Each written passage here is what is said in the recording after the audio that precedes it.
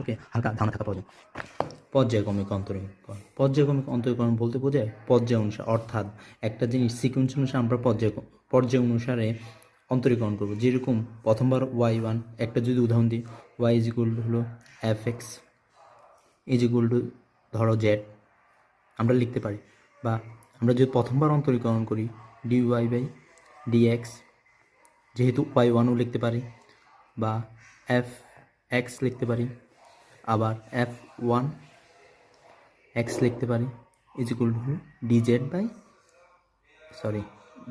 By dx is equal to 1। প্রথমবার অন্তরীকরণে আমরা এটা বললাম।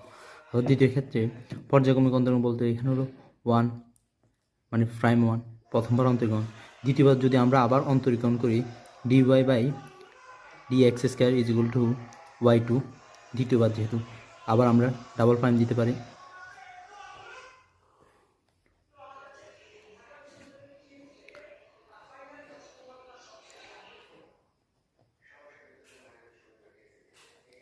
অর্থাৎ দ্বিতীয়বার অন্তরীকরণ আমাদের অন্তরীকরণের মান আসলো 0, কেননা 1-এর যার সাপেক্ষে অন্তরীকরণ সে হলো একটা ধ্রুবরাশি, আর ধ্রুবরাশির অন্তরীকরণের মান সবসময় 0 আসে।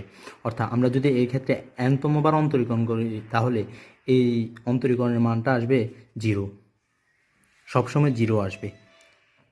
বা d of x square x two the power n y two the power n f x f two the power n x is equal two 0। অর্থাৎ তোমাকে যদি একটি বলে 500 বার অন্তরীকরণ, ওই ক্ষেত্রে আমরা পর্যায়ক্রমিক অন্তরীকরণের কনসেপ্টটা কাজে লাগানোর চেষ্টা করব। এরই প্রেক্ষিতে আমরা এই ম্যাথটা করব। আমরা যদি উদাহরণ হিসেবে একটি a to the power x এর n-তম অন্তরক করতে যাই, প্রথমে আমরা a to the power x সমান আমরা লিখতে পারি y ধরলাম, এটাকে আবার fx ধরতে পারি। যদি আমরা একে প্রথমবার ডিফারেন্সিয়েশন করি তাহলে y1 বা f প্রাইম এক্সও লিখতে পারি, is equal to the power a to the power x এর অন্তরীকরণের সূত্র আমরা জানি যে d of a to the power x by dx is equal to হলো a to the power x ln a। এই সূত্রটা তো মুখস্থ, ডাইরেক্ট এখানে লিখে দেবো a to the power x ln a। বা y2 ইজ ইকুয়াল টু লিখতে পারি f double prime x is equal to হলো a to the power x আছে, a to the power x আবার আমরা যদি অন্তরীকরণ করি তাহলে আসবে a to the power x into ln a। প্রথমত তো আছে ln a, ওইটা হচ্ছে ln a। আবার y3 ইজ ইকুয়াল টু বা f triple prime x equal to a to the power x। এই অংশকে আবার যদি ডিফারেন্সিয়েশন করি তাহলে a টু দি পাওয়ার x-কে ডিফারেন্সিয়েশন করলাম আমরা, ln a, এই অংশ করলে তো 0 হবে, তাহলে ln a into ln a। বা y3 is equal to a to the power x ln a cube. এখানে একটা জিনিস যদি লক্ষ্য করি, প্রথমবার আমরা অন্তরীকরণ করার পর ln এটা এক্সট্রা পেয়েছি। দ্বিতীয় ক্ষেত্রে আমরা সেম জিনিসটা দ্বিতীয়বার করার ক্ষেত্রে এখানে একটা বিষয় লক্ষ্য করব, প্রথমবার অন্তরীকরণের উপর আমার কি এক্সট্রা জিনিসটা আসলো ওই বিষয়টার উপর খেয়াল রাখবো।